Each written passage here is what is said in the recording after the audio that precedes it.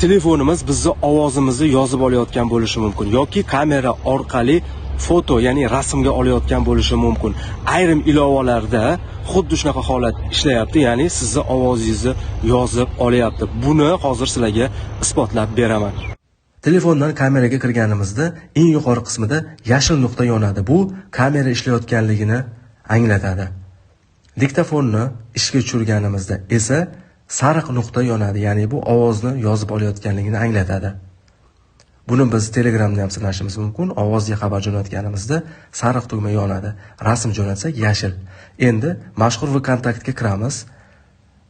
Mana oddiy holatda ovoz yozmayapti, lekin asosiy menyuda ovoz yozishni boshladi. Endi do'stlar bo'limiga kiramiz. Ovoz to'xtadi. Yana asosiy menyuga qaytamiz. Ovoz yozishni boshladi. Ehtiyot bo'lamiz, ba'zi ilovalar rasmga ham oladi.